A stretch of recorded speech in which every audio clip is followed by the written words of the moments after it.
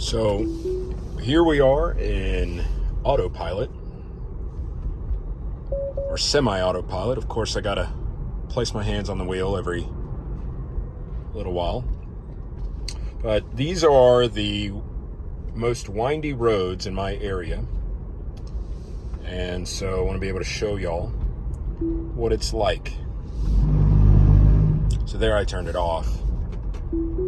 I've got it on the 2-tap. Of course, they made the update here recently for the 1-tap, but you only really want to tap once for autopilot if you're paying the $12,000 or I think it's like $250 a year or a month to have the full self-driving, which, as Twitter would point out, is getting better and better and better. As you can probably see there on the map, pretty windy roads, but I mean, if you're kind of wanting some assistance, I mean, there it's braking on its own. You want some assistance. I've got it clocked at 35 on a 35. Wow. So there is quite badly on the medium. Speeding up to 34 again. So it's still trying to figure out the right speed to take those curves at. Got this nifty, highly recommended magnet for the phone there. Doing great. But I mean, for all intents and purposes, you're driving a vehicle that is driving itself. Of course, you as the driver are still 1,000% fully responsible for what happens, making sure your hand is on the wheel, your eyes are on the road. There's a cabin camera that undoubtedly is tracking your eye movement, your head posture to make sure you are paying attention. I've got my foot on the gas right now, so that's why we're going a little faster than what I've got it set at, but by tapping once, it'll adjust the speed, the cruise control back up. So again, ideally, a Camry or most Toyotas, most modern cars of any kind, they are balancing between the lanes, and they are keeping your speed that you set it at and making sure you don't rear end the person in front of you. So a lot of that's going on here at a free level, but to much greater degree, much more than something Toyota is providing. I would argue much more than what even the EV Ford Mustang can provide. So here, the road has already changed to 45. I'm just gradually moving it up. You can move it up with the scroll wheel. You can obviously press on the accelerator and then just reset the cruise control. I have found it makes it a nice experience to enjoy the view on the road. Maybe if you're drinking some coffee or you're eating a snack, being a little bit more hands-free, it's nice, especially if you're willing to stay within the speed limit. For any of those that are wondering, you can only, on the automatic driving, I forget what it's called at the moment, the autopilot, you can only ever go 5 miles over the posted speed limit. However, if I turn off, and because the blue lines are off, if I turn off the driving assistance, the autopilot, again, the free version, you can set the cruise control to as high as you want it to be. So there I'm going 10 miles over just to show you. I'm controlling the turns of the car completely. It's not stiff, right? I have full control, and I can set that cruise control like any other vehicle as high as or low as I want. The moment you just barely tap on the brake, it'll shut off. It'll give you a little noise to let you know that it's not on cruise control. If the blue light's not on, then it's not on autopilot either. And so we're approaching a car here in front of us. We're still, posted speed limit's 45, and we have a school zone coming up.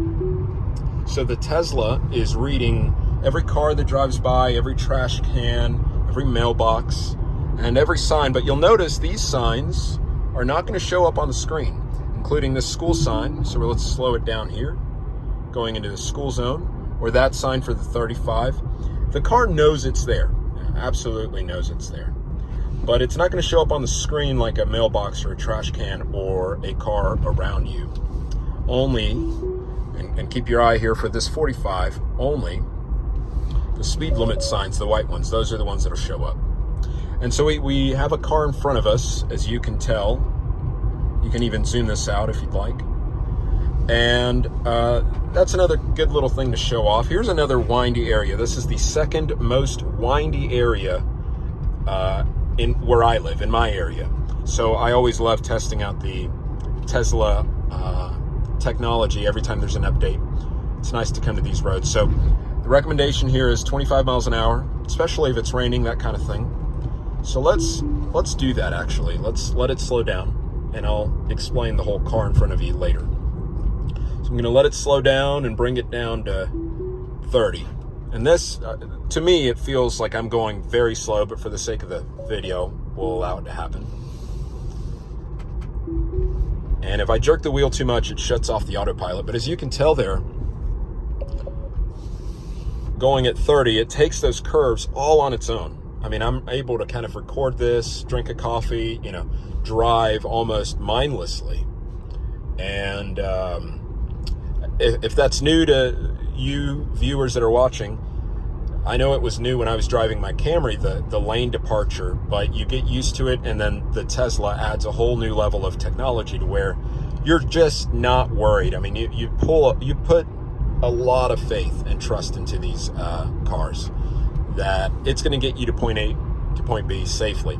And I've had a few situations where the car has actually saved my life, and passengers that I had, where I had a total of 5 of us were in the car, and the car swerved to protect us. It'll swerve to get me back in a lane when I'm not paying attention. It'll hit the brakes when I haven't been paying attention and there's a hazard up ahead. So that kind of tech is only going to get better and better and better.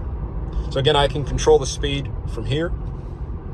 A fast pull down will bring it down 5 miles an hour, or a slow scroll will just move it 1 mile an hour at a time. I like to take that curve manually. That's probably the last big curve, but I do like to take that one manually.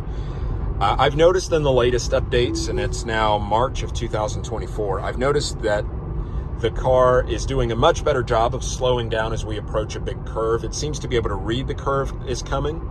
On the screen, you notice that, and if the curve goes ahead and has the yellow arrows letting you know the curve's up ahead, it seems the car knows, okay, I need to slow down.